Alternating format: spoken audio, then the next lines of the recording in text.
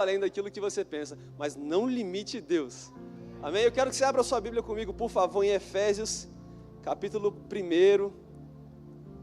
Muito embora estejamos em um culto, nós falaremos sobre um dos meus assuntos preferidos, que nós falamos no Rema, que é realidades da nova criação. Aquilo que aconteceu comigo e com você quando nós nascemos de novo, quando nós entregamos a nossa vida a Cristo. Efésios, capítulo 1. Vai abrindo comigo aí, por favor. Pode ir comigo lá para o verso 16.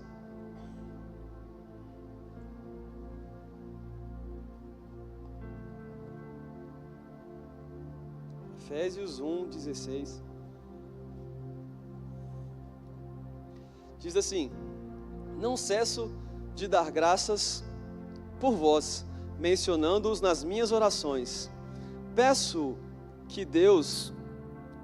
ao Deus de nosso Senhor Jesus Cristo, Pai da glória, que conceda a vocês espírito de sabedoria e de revelação no pleno conhecimento dele.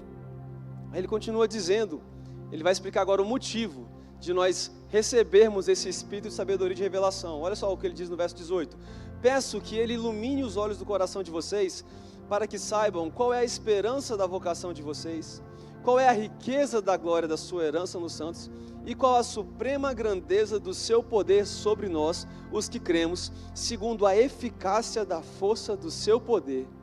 Bom, não sei se você percebe quando você lê esses versículos aqui, Paulo ele está fazendo uma oração por toda uma igreja, ele está fazendo uma oração por cristãos.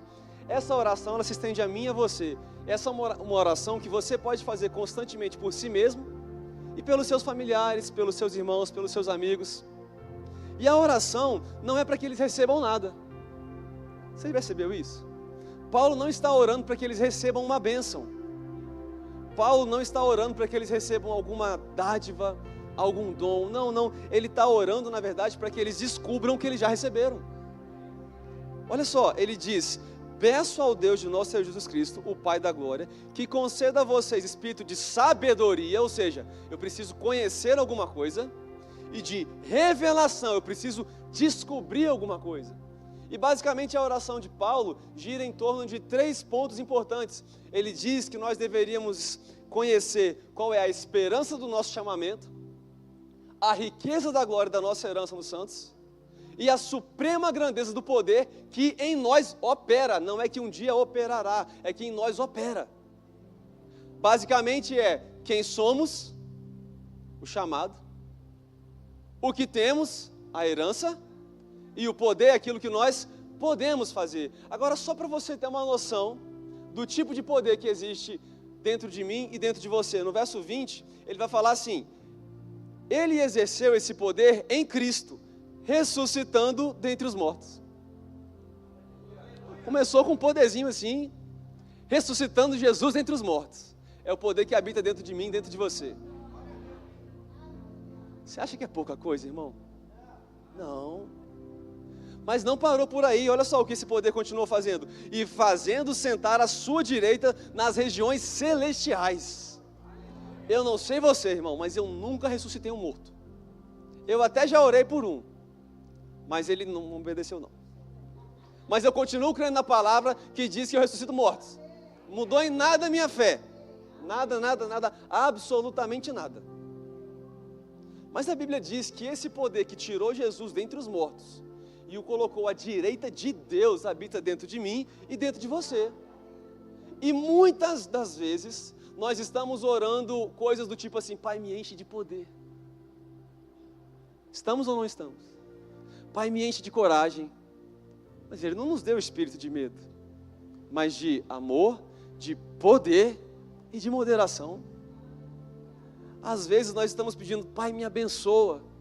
Mas nesse mesmo capítulo, no verso 3, ele diz: bendito Deus e Pai do nosso Senhor Jesus Cristo, que já nos abençoou com toda a sorte de bênçãos nas regiões celestiais em Cristo. Às vezes nós estamos assim, orando e pedindo a Deus para Ele fazer aquilo que Ele já fez. Então Paulo ele está orando para que esses crentes aqui descubram o que Deus já fez por eles, para que quando eles descobrirem, eles possam exercer esse poder. Você está comigo? Quer ver? Deixa eu te dar um exemplo aqui. Você pode me ajudar, Lucas? Você pode vir aqui? Você pode trazer uma cadeira, por favor? Presta atenção. Lucas vai me ajudar. Lucas vai ser o voluntário escolhido por livre e espontânea pressão. Eu queria que você me ventilasse com essa cadeira. Que é isso, rapaz? Não custa nada. Só estou fazendo um pedido. Não pode? Por que não pode, Lucas? Ela não nasceu para isso? Ela não foi criada para isso? Ela foi criada para quê? Você pode colocar ela ali então e provar para todo mundo que ela foi criada para sentar? Olha só. Agora a cadeira está exercendo o propósito dela. Às vezes nós estamos assim. Não fomos criados para ventilar e estamos querendo ventilar. É só uma figura de linguagem para você entender. Eu e você precisamos descobrir o propósito da nossa vida. Sabe, querido, Deus, quando você nasceu, Deus não foi pego de surpresa. Seus pais não te anteciparam, ainda que eles não estivessem te planejando. Deus não foi pego de surpresa. Quando você nasceu, Deus não olhou assim, ai meu Deus, não. Aí eu mesmo, o que eu vou fazer com esse menino? Não era para ele ter vindo agora. Não, você não pegou Deus de surpresa. Olha o que ele disse para Jeremias, em Jeremias capítulo 1. Vai lá comigo, por favor.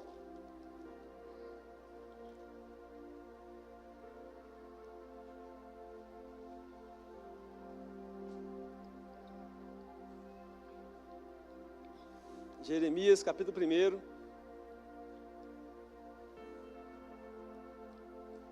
Verso 5.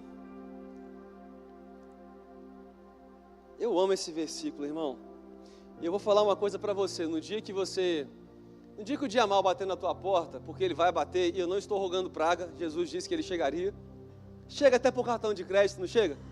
Você fala assim, o cartão não está num dia bom, é porque ele está num dia mal. Mas o dia mal, às vezes, ele bate na nossa porta. Quando o dia mal bater na sua porta, e você pensar assim, o que eu estou fazendo aqui? Lê esse versículo. Porque olha o que Deus falou para Jeremias, e ficou registrado para mim e para você, para o meu e para o seu ensino, porque tudo aquilo que foi escrito, para o nosso ensino foi escrito. Foi ou não foi isso que Paulo disse em Romanos capítulo 15? Ele fala assim no verso 5, antes de formá-lo no ventre materno, eu já o conhecia. Meu Deus do céu. Então, antes de nós nos tornarmos um feto, ele já nos conhecia. Mas não parou por aí. E antes de você nascer, eu o consagrei e o constituí profeta às nações. Sabe o que ele está falando para Jeremias? Jeremias, antes de você se tornar um feto, eu já tinha te chamado, você é profeta. E eu não estou dizendo que todos aqui foram chamados para o ofício do profeta, mas eu estou dizendo que todos aqui têm um chamado em Deus. E olha que interessante, o homem ele pode olhar para um feto e ver apenas um feto. Deus olha para o feto e vê um profeta. Existe uma diferença entre a vista do homem e a visão de Deus. Quem aqui lembra do filho de Abraão, Isaac? Quem aqui lembra de Isaac? Quem aqui lembra com quem Isaac casou? Rebeca. E quem lembra aqui os nomes dos filhos de Rebeca? Jacó e Esaú. Lembra disso? Então, Rebeca, ela carregava em seu ventre 2 crianças. Só que quando Deus vai falar com Isaac, ele não fala que Rebeca estava carregando 2 crianças. Ele fala assim, eis que nascerão 2 nações. Meu Deus do céu. O homem vê 2 crianças, Deus vê 2 nações. Querido, Deus vê muito além do que eu e você estamos vendo. Meu convite para você essa noite, que tal colocarmos os óculos dele? Que tal pedirmos a ele para compartilhar conosco o que ele está vendo? Nos nossos dias de redes sociais é muito comum que compartilhemos vídeos, outras pessoas compartilhem conosco os vídeos, né? E não é pecado isso, desde que seja lícito, né? Não tenha nada de errado, mas que tal recebermos um compartilhamento da parte de Deus acerca do nosso futuro? Uma revelação acerca do nosso propósito. Sabe o que esse livro aqui contém? Propósito da sua vida. E às vezes nós estamos querendo pedir a Deus para Ele nos revelar, sendo que já está tudo revelado. Basta começarmos a ler. Basta exercermos aquilo que aprendemos lá desde a pré-escola. Não é assim? Olha só o que ele disse no Salmo 139. Vai lá comigo, por favor. Salmo 139, lá no verso 16.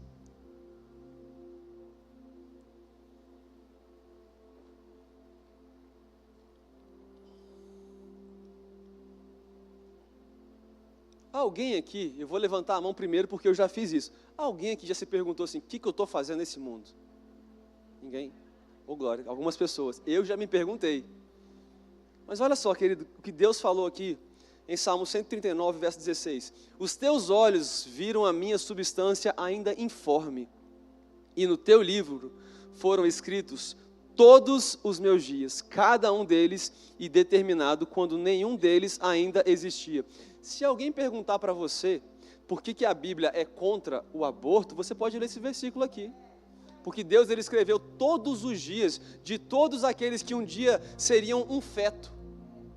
E nós não temos o direito de abortar essa missão, porque nós não estamos simplesmente matando uma vida, mas anulando um propósito divino. Ok? E ele vai falar assim, no verso 17, que preciosos para mim, ó Deus, são os teus pensamentos. Meu Deus, sabia que Deus pensa a seu respeito? Ele faz planos para você. E aí no verso, e ele continua dizendo assim, e como é grande a soma deles, e se os contasse seriam mais do que os grãos de areia, quando acordo ainda estou contigo. Eu acredito que só com esses versículos aqui que eu li, já deu para você entender que a tua vinda a este mundo foi propósito divino.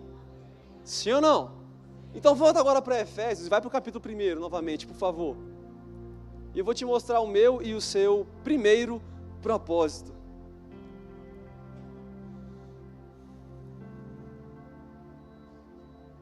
Efésios, capítulo 1.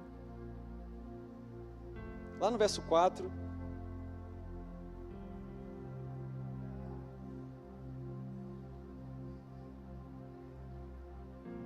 Diz assim, antes da fundação do mundo, Deus nos escolheu nele. Algumas versões vão trazer a expressão Deus nos elegeu. Nós fomos eleitos. Nesse tempo de eleições, né, tudo o que um candidato quer é ser eleito, é ser escolhido pelo povo. E quando ele for eleito, quando ele for escolhido, ele vai exercer um mandato. E esse mandato será exercido debaixo das atribuições e dos poderes que seu cargo ocupa. Concorda? Pois é, você não foi escolhido por uma votação de ninguém. Você foi eleito por Deus. Você e Deus já são a maioria, irmão. Você não precisou conquistar os votos de ninguém. Você não precisou fazer campanha, nem compor um jingle. Nada. Deus te escolheu. Para quê? Ele vai falar assim, para sermos santos e irrepreensíveis diante dele em amor. Nosso primeiro chamado, para sermos santos e irrepreensíveis diante dele. Sermos santos e irrepreensíveis diante dele. Ele está falando aqui sobre uma vida no secreto. Aquela vida que nós vivemos quando ninguém está olhando. Para sermos santos e irrepreensíveis diante dele. Pastor, aí o negócio fica um pouco difícil. Porque eu sei que o meu propósito é a santidade, mas aconteceram algumas coisas no meio do caminho aí que eu não consegui manter essa santidade e eu errei, e eu pequei. É bem verdade. E quem começou com essa história foi um casal lá no Éden, lá no princípio. Você deve lembrar da história. Em Gênesis, no capítulo 2, Deus ele vai dar uma ordem para Adão. Ele fala assim, de toda árvore do jardim comerás livremente, mas da árvore do conhecimento do bem e do mal, dela não comerás, porque se dela comeres, certamente morrerás. E aí você vai ver que lá no capítulo 3 de Gênesis, a serpente começa a conversar com Eva, e a serpente troca uma ideia com Eva e fala algumas coisas um pouco diferentes do que Deus falou. E eu queria chamar a sua atenção para essa conversa. Vai comigo lá para Gênesis capítulo 3, por favor. Gênesis 3. Lá no capítulo 1, eu sei que você conhece a história, mas ouvir as mesmas coisas é segurança para nós, não é assim? Se eu viesse pregar alguma coisa que você nunca tivesse escutado, aí seria um problema. Amém? Gênesis capítulo 3, verso 1, diz assim, mas a serpente, mais astuta que todos os animais selvagens que o Senhor Deus tinha feito, disse à mulher, é verdade que Deus disse, não comam do fruto de nenhuma árvore do jardim? A mulher respondeu à serpente, do fruto das árvores do jardim podemos comer, mas do fruto da árvore que está no meio do jardim, Deus disse, vocês não devem comer dele, nem tocar nele, para que não venham a morrer. Se você se atentar nesse pequeno detalhe da fala de Eva, você deve ter percebido que ela acrescentou um detalhe que Deus não tinha transmitido para Adão. Deus disse para Adão, no capítulo 2, que eles não deveriam comer, mas não falou nada sobre tocar. E aí muitos pensam, pastor, mas é um detalhe tão bobo, é um detalhe tão irrisório, tão irrelevante. Pois é, querido, mas com detalhes irrelevantes nós formamos uma doutrina errada que muitas vezes pode nos enganar e por causa desse engodo nós vamos deixar de viver a plenitude do que Deus tem para nós, porque olha só o perigo de uma pessoa acrescentar alguma coisa à palavra de Deus. Olha só, no verso 4, a serpente fala assim, e disse a serpente, é certo que vocês não morrerão. Você concorda que ela estava mentindo aqui? Estava, não estava? Porque Deus sabe que no dia em que dele comerem, os olhos de vocês se abrirão e como Deus, vocês serão conhecedores do bem e do mal. Espera aí, gente, vamos lá. Alguém me lembra o que está escrito em Gênesis capítulo 1, verso 26? A maioria fez rema, vai saber de cabeça. Façamos o homem à nossa imagem, conforme a nossa semelhança. Então o homem foi criado à imagem e semelhança de Deus. E o argumento da serpente é, Eva, come desse fruto, porque no dia que você comer, você vai ser como Deus. Ele não quer que você coma, porque Ele não quer que você seja como Ele. Em outras palavras, Eva, Deus está escondendo algumas coisas de você. Você só vai descobrir quem você é, Eva, comendo desse fruto aqui. Agora você sabe qual é o problema? A serpente fez Eva acreditar que ela não era quem ela já era. Você percebeu isso, não já? Eva já era imagem e semelhança de Deus. O que ela precisava fazer então? Descobrir quem ela era. Entender quem ela era, entender o que ela tinha, entender o que ela podia. Lembra do que eu li com você no início? O que é que Deus fala com o profeta Oséias? Aliás, através do profeta Oséias, que o meu povo perece porque o diabo é muito mau. É assim? Não, em Oséias 4,6 ele diz o quê? O meu povo perece porque lhe falta... Não é porque o diabo é mau não, gente. É porque falta conhecimento. Em outras palavras, o meu povo está perecendo por causa dele mesmo. Sabe por quê, querido? Olha só. Você já ouviu alguma coisa de um púlpito? Não estou falando necessariamente desse, mas de qualquer lugar. Você já ouviu alguma coisa de um púlpito que você não concordou? Você já ouviu? Ok. Mas você acredita que quem não confere o que está escrito não tem autoridade para confrontar o que é dito? Eu não concordo com isso. Baseado em quê? Não concordo. Sim, baseado em que versículo? Não, eu acho. Quando eu não conheço a Bíblia, não adianta eu acho. Quando eu não conheço a Bíblia, desculpa falar assim, mas eu não tenho direito de opinar em nada. Ainda que você esteja ouvindo uma heresia. Sabia disso? Quem não conhece o que está escrito é obrigado a acreditar no que é dito. É obrigado, não tem escolha. Então o que é que eu e você temos que fazer? Conhecer o que está escrito, porque aqui é a minha, a sua história. Aqui é o manual de instrução. Eu não sei se alguém faz isso aqui, mas quando você compra um carro, ele vem com um manual. Tem alguém que lê manual aqui? Eu leio. Geralmente a galera não lê. Aí você compra um carro zero, carro novo, um carro do ano, você nunca andou nele e tal, e aí você vai calibrar o pneu. Ai meu Deus, quantas libras esse pneu pega? Você tem que pegar o manual. Não é assim?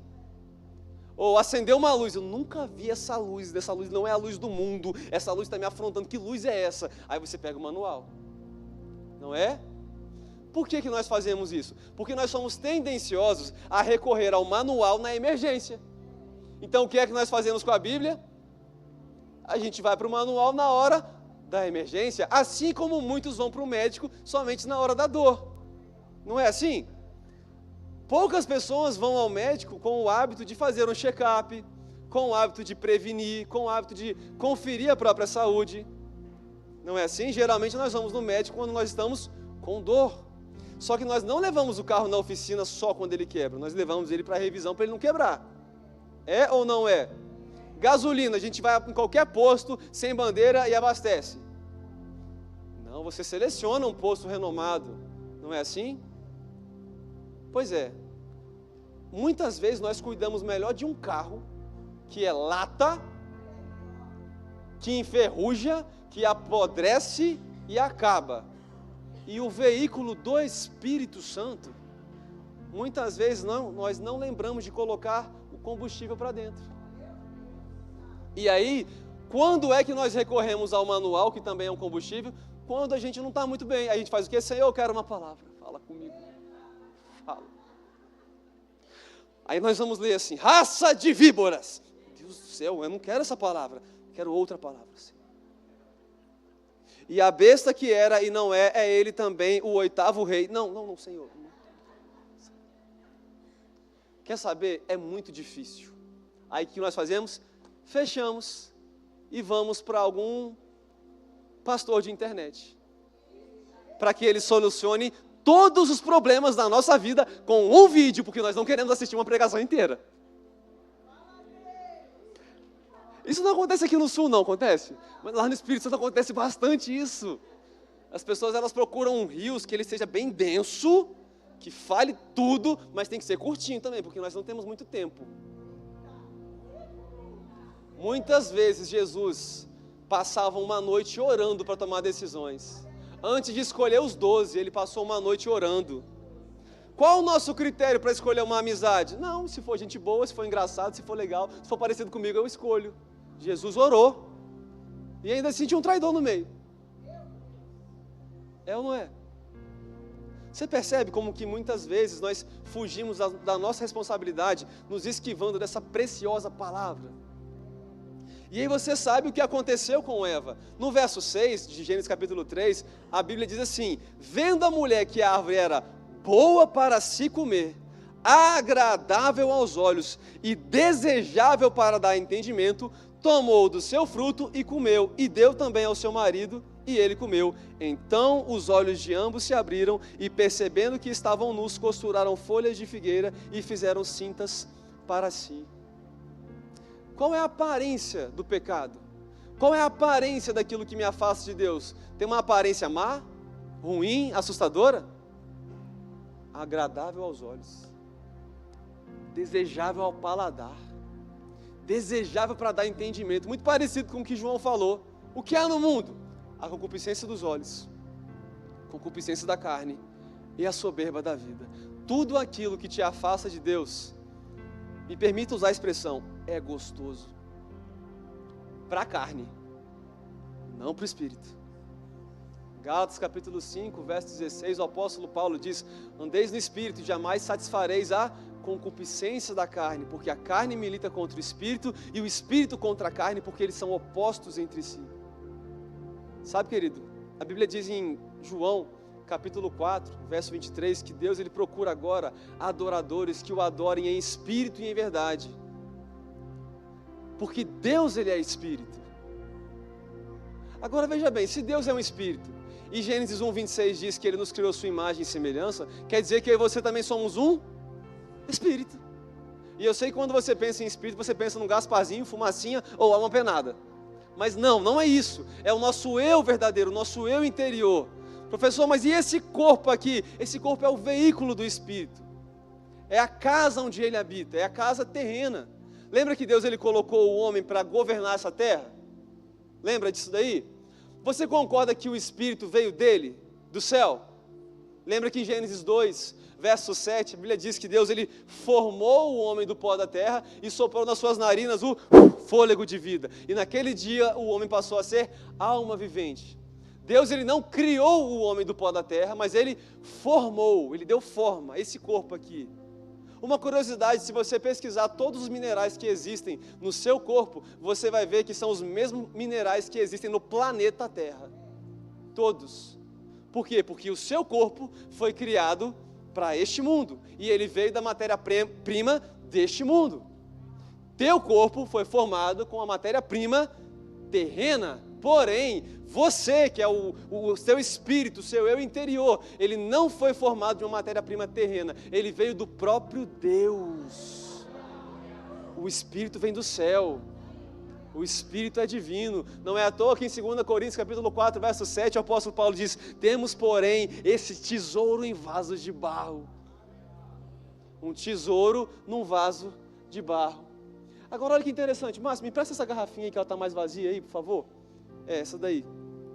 Olha que interessante. Abre comigo lá em 2 Coríntios capítulo 4. Deixa eu te mostrar uma coisa.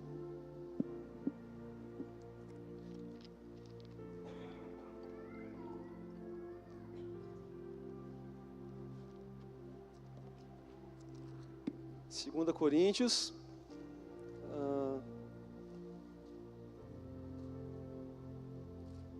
capítulo 4, lá no verso 7, ele vai falar assim: temos, porém, esse tesouro em vasos de barro, para que se veja a excelência do poder que provém de Deus, não de nós. Veja o que o apóstolo Paulo está falando. O tesouro está no vaso de barro. Você concorda que o vaso sem tesouro não tem valor nenhum? Barro? Não é assim? Mas o vaso ele começa a ter valor porque carrega um tesouro. E aí ele fala que isso acontece para que a excelência do poder ela seja de Deus e não de nós. Ou seja, para que fique bem claro que o valioso não somos nós, mas Ele. Isso fica claro para você? Agora olha só. Quanto vale essa garrafa aqui? Quem que pode me ajudar? Do jeito que ela está aqui agora, quanto que ela vale? Nada, né? Ela é basicamente reciclável. Não é assim? Então, ela não vale nada. Lucas, eu estou vendendo essa garrafa aqui por R$20. Você compra? Que isso, cara? Você está de implicância comigo. Você não quis me ventilar com a cadeira. Agora não quer comprar a garrafa de R$20. Não quer comprar. Porque a garrafa não vale nada. Assim éramos eu e você antes de nós nascermos de novo. A gente não valia nada. Não tinha nada de bom aqui dentro. Agora veja bem, a mesma garrafa. Vou colocar uma nota aqui dentro. Quanto vale essa nota? 100. Ok. Lucas agora cresceu o olho. Estou vendo, Lucas, estou vendo. Quanto vale a garrafa? Não, você disse que não valia nada. Agora está dizendo que vale R$100. Só porque eu coloquei R$100 dentro dela. Mudou o valor da garrafa ou não? Mudou ou não mudou? Mudou. Sabe por quê? O valor da garrafa não é por causa de quem ela é, do que ela foi feita, mas do que ela carrega. Agora, me responda uma coisa. Qual é o valor da pessoa que está do seu lado? Pastor, você não sabe quem está do meu lado. Ela não é fácil. Quem é que sabe que dentro da igreja existem pessoas que são difíceis de lidar? Levanta a mão. Quem é que sabe disso? Sério, gente, quem é que sabe que na igreja tem gente difícil de lidar? Quem é que se considera uma pessoa difícil de lidar? Cadê a ousadia agora? Toda a ousadia para falar, tem mesmo. É isso aí, tem. Mas cadê falar, eu sou a pessoa difícil? Ok. Essa pessoa difícil de se lidar aí, que talvez não seja tu, ó sinete da perfeição, mas talvez seja o irmão, né? Essa pessoa, se ela nasceu de novo, ela tem exatamente o mesmo valor de Cristo. Por quê? Porque o preço que foi pago para resgatá-la foi a vida de Cristo. Então, tudo o que você faz para essa pessoa do seu lado, você está fazendo para o próprio Cristo. Porque em Mateus capítulo 10, verso 40, ele disse: quem vos recebe, me recebe. E quem me recebe, recebe aquele que me enviou. Tudo que você faz por ela, ele recebe. Mas eu preciso falar uma coisa. Tudo que você faz contra ela, ele também recebe. mesmo que ela não esteja olhando, e mesmo que seja só um comentário que não vai afetar em nada, você que pensa. Então, vamos olhar aqui novamente para a garrafa, e vamos lembrar de nós. Não valíamos nada, outrora. Ele havia criado o homem lá no Éden de forma perfeita, mas o homem errou. E por causa desse erro, por causa de Adão, porque um morreu, porque um pecou, todos pecaram e destituídos agora estavam da glória de Deus. Mas Cristo, Ele veio e muda toda essa história. E aí em 2 Coríntios, capítulo 5, verso 17, nós temos o texto que é chave, que é a base dessa matéria. Olha o que ele diz em 2 Coríntios, capítulo 5, verso 17. E assim, se alguém está em Cristo, é nova criatura. As coisas antigas, as coisas velhas já se passaram, eis que tudo se fez novo. Minha pergunta para você é, qual é o passado de um recém-nascido? Acabou de nascer, qual é o passado dele? O médico pode chegar para a mãe e falar assim, ô mãe, fala para mim dele aqui sobre os últimos 10 anos. A mãe vai falar, ele acabou de nascer. É ou não é? Quando você nasceu de novo, o que você acha que aconteceu com o seu passado? Para Deus. Se alguém perguntar para Deus, Deus, fala, ô Lucas, estou implicando contigo, né? Mas Deus, fala para mim do Lucas, sobre o passado dele, antes dele nascer de novo. Deus vai falar assim, não lembro. Não lembro. Para mim ele nasceu agora. Ele é uma nova criatura. Fico pensando nos anjos conversando. Não, mas eu lembro que ele não era fácil. Você lembra de quê? Porque eu não lembro. É uma história só para você entender, ok? Não teve esse diálogo no céu, não. Então, quando eu e você nascemos de novo, o nosso passado ficou para trás. Mas você já percebeu que do lado de fora não mudou nada? Você nasceu de novo, fez aquela confissão, e você olha para o espelho, quem era careca continuou careca. Quem era magrinho continuou magrinho. Não é? É claro que a gente pode fazer alguma coisa para tentar mudar essa realidade, mas não mudou nada por fora. Só que por dentro, a Bíblia diz que eu e você fomos retirados, resgatados de um império de trevas e fomos transportados para o reino do Filho do amor de Deus. Sim ou não, gente? E agora o nosso valor passou a ser o valor daquilo que habita dentro de mim, dentro de você.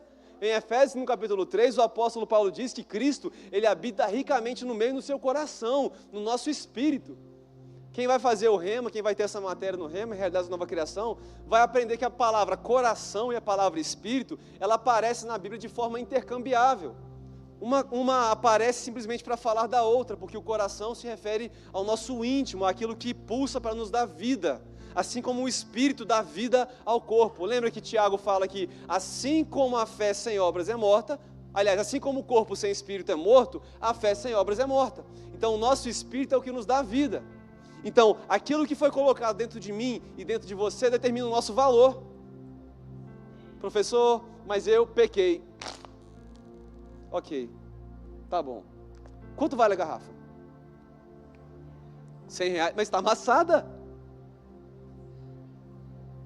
Está amassada. Você não mudou de ideia? Tá, peraí. Pastor, eu pequei de novo. Quanto vale a garrafa?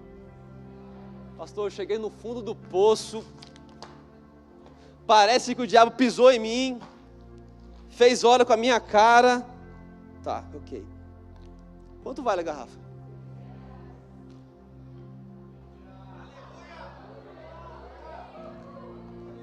Filhinhos, eu vos escrevo para que não pequeis. Contudo, se porventura acontecer, lembre que junto ao Pai tendes um advogado.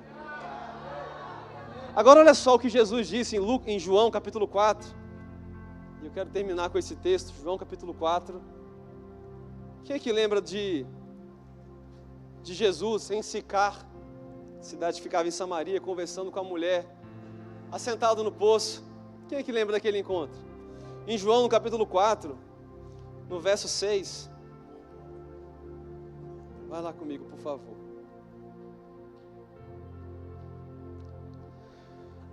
João 4,6. Ali ficava o poço de Jacó. Cansado da viagem, Jesus sentou-se junto ao poço.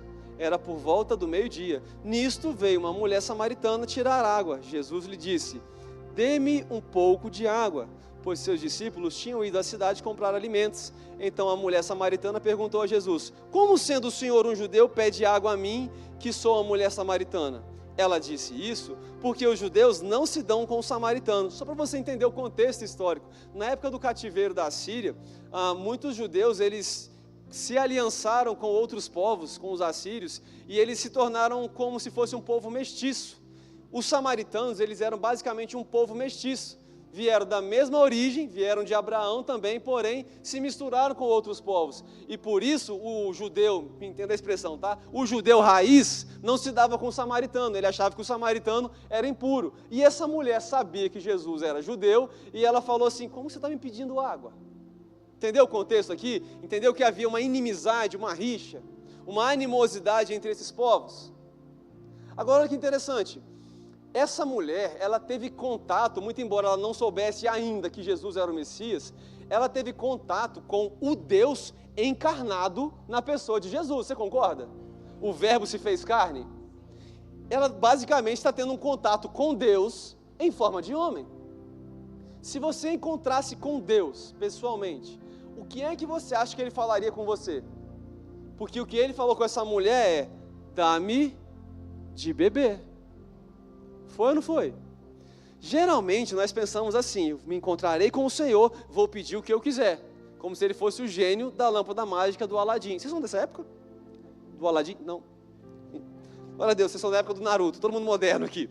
Né? Mas às vezes a gente pensa que nosso Deus é aquela pessoa a quem nós vamos recorrer para pedir. Só que Jesus, o Deus encarnado, se apresenta a ela, ele pedindo.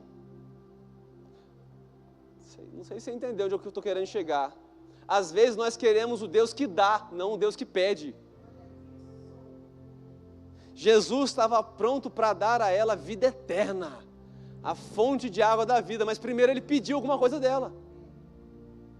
Agora, o que é que ela tinha para dar para Jesus? Porque olha só, lá no verso, continuando o texto aqui, ele vai falar assim, lá no verso 9... Aliás, no verso 10, Jesus respondeu: se você conhecesse o dom de Deus e quem é o que está lhe pedindo água para beber, você lhe pediria e ele lhe daria água da vida. Ou seja, se você soubesse quem eu sou, você que estaria me pedindo água. Aí no verso 11 ela diz assim: ao que a mulher respondeu: o Senhor não tem balde e o poço é fundo, de onde vai conseguir tirar essa água viva? Por acaso o Senhor é maior que Jacó, nosso pai, que nos deu o poço do qual ele mesmo bebeu, assim como os seus filhos e seu gado? Jesus respondeu: quem beber desta água voltará a ter sede, mas aquele que beber da água que eu lhe der, nunca mais terá sede. Pelo contrário, a água que eu lhe der será nele uma fonte a jorrar para a vida eterna. Não sei se você percebeu aqui que Jesus, ele está querendo fazer uma troca com ela. Me dá da sua água e eu te dou da minha. Só que essa mulher, ela foi buscar água no poço com um cântaro. Um cântaro é basicamente um recipiente que cabia aproximadamente 12,5 litros de água. Quando Jesus pede para ela água, ele está pedindo para beber do cântaro dela. E para ela aquela pergunta foi quase que uma afronta, porque para ela era impura aos olhos dele. E se ela era impura aos olhos dele, ele ficaria impuro se ele tomasse do cântaro dela. Entendeu? Como que você está me pedindo água? Se você tiver algum contato comigo, você fica impuro. Só que a mensagem espiritual de Jesus era outra. Ele falou assim: se você soubesse quem eu sou, você estaria me pedindo água. Mas olha que interessante, se você continuar a história, você vai ver que essa mulher, ela estava vivendo uma vida em pecado. Ela tivera 5 maridos, e esse que estava com ela não era dela. E ela vai ao meio-dia buscar água porque ela tinha vergonha de ser encontrada. Então tudo o que ela tinha para entregar a Jesus era um cântaro e uma vergonha. Só isso. E Jesus, sabendo disso, falou assim: me dá isso daí. Ô mulher, me dá da tua vergonha, eu te dou da vida eterna. O que eu e você temos para dar a Deus? Antes do novo nascimento? Só vergonha, só derrota, só pecado, só embaraço, só imundícia, só sujeira. E dá até vergonha muitas vezes de orar a Ele. Dá até vergonha de ir lá na frente, porque nós temos muitas vezes vergonha da nossa própria vida. Mas o que Ele quer é exatamente isso. eu estou com sede. Sede de quê? Da tua vergonha, porque eu quero te dar a minha vida eterna. E aí, a gente errou, talvez mais de uma vez. E qual é o valor da garrafa? Continua valendo R$100. Sabe, querido, às vezes nós estamos pensando assim, porque eu errei uma vez e disse que nunca mais erraria e errei de novo, perdi o meu valor. Olha só, a garrafa pode até estar amassada, mas o que está aí dentro não está amassado não. E se você ler o resto da história, você vai perceber que depois que essa mulher descobre que Jesus é o Messias, ela sai correndo e volta para a cidade e vai chamar todas as pessoas, a vergonha vai embora. Quero chamar o grupo de música aqui para a gente encerrar. A vergonha vai toda embora. O que é que aconteceu no meio do caminho? Ela entregou a ele essa vergonha e ele entregou a ela a vida eterna. Só que, você lembra que no início da conversa ele pediu para ela para que ela desse a ele de beber? Sim ou não? E você lembra que ela foi buscar água? Sim ou não? Só que a Bíblia diz que ela deixou o seu cântaro e voltou para a cidade. Ela não levou água para casa e ele também não bebeu água. Você percebeu isso? Ele estava com sede, queria água, ela também queria água, eles não beberam daquela água. Mas ambos estavam saciados. Por quê? Porque ele fez a vontade do Pai e ela, porque trocou a vergonha pela honra. Porque trocou a condenação pela salvação. Quando essa realidade mudou na vida dela, ela estava completamente saciada. Não havia mais vergonha sobre a vida dela. E ela começou a anunciar para os habitantes da cidade: ei, eu acho que eu encontrei o Messias. Como é que você sabe que é o Messias? Ele falou tudo que eu estava vivendo. Ele revelou o lixo que eu estava vivendo. Ele me falou que eu estava toda errada e ainda assim Ele me amou. Ele me deu uma segunda chance. Ele me deu um recomeço. Você pode ficar de pé? Ô Lucas, eu peguei tanto no seu pé, né? A garrafa é sua, tá bom? Não sei como é que você vai tirar daí, mas é sua. Eu não sei se existe alguém aqui que se encontra numa situação como a dessa mulher que está precisando dessa água. Querido, um dia eu precisei. E posso falar uma coisa para você? A Bíblia diz que quando eu e você bebemos dessa água, nós nos tornamos uma fonte para as outras pessoas. As pessoas, elas vêm até nós e elas começam a beber dessa fonte. Eu não sei se tem alguém aqui que quer beber dessa fonte dessa noite. Pastor, como assim beber dessa fonte? Ter a sua vida completamente transformada. Se tornar um adorador em espírito e em verdade. Se tornar como Jesus. Ter a vida eterna dentro de si. Ter o seu passaporte carimbado para o céu. Tem alguém aqui nessa noite, nessa condição? Se tiver, eu quero orar por você. Se tiver, eu quero que você venha aqui à frente, por favor. Ou talvez você já tenha tomado essa decisão há um tempo, mas você passou, como aquela garrafa, por alguns apertos na vida, por algumas tribulações, por algumas dificuldades, e você se viu completamente amassado igual aquela garrafa. Deixa eu te falar, você não perdeu o teu valor para Ele. Tem alguém aqui que gostaria de se reconciliar com Cristo? Ou ter a sua vida completamente transformada pela palavra? Se tiver, por favor, quero orar por você. Glória a Deus, a decisão mais sábia da sua vida. Tem mais alguém aqui nessa condição? Pastor, o que é necessário? A Bíblia diz que é necessário crer com o coração que Deus ressuscitou Jesus entre os mortos e confessá-lo Senhor. Com isso, nós somos salvos. Não dói, não paga nada. Basta crer e falar, porque a Bíblia diz que todo aquele que invocar o nome do Senhor será salvo. Sabe o que vocês que estão aqui na frente precisam fazer? Apenas crer com o coração e confessar com a boca que Ele é Senhor. Só isso. Eu quero que vocês olhem para mim aqui, por favor. Olhem para mim. Eu vou fazer só 2 perguntas. E dependendo da resposta, a salvação está garantida. A primeira pergunta: vocês creem com o coração que Deus ressuscitou Jesus Cristo dentre os mortos? Vocês creem nisso? Vocês o confessam, segunda pergunta, Senhor da vida de vocês a partir de hoje? Sim? Salvação garantida. Passaporte para o céu carimbado. E olha aqui, uma grande família, um monte de irmãos que vocês acabaram de ganhar. Vocês podem estender as mãos para eles aqui, eu quero orar por cada um deles. Pai, muito obrigado, porque eu sei que o Senhor preparou um futuro maravilhoso para eles. Eu declaro que a partir de hoje eles seguirão e cumprirão o teu propósito divino. Eu declaro que mal nenhum sucederá, praga nenhuma chegará até a tenda deles. Obrigado, Senhor, pelo convencimento do teu Espírito. Obrigado pelas consolações do teu Espírito. Obrigado porque o Senhor escreveu uma linda história para eles e nós concordamos e declaramos toda a sorte de bênçãos sobre a vida deles, em nome de Jesus. Amém. Aleluia.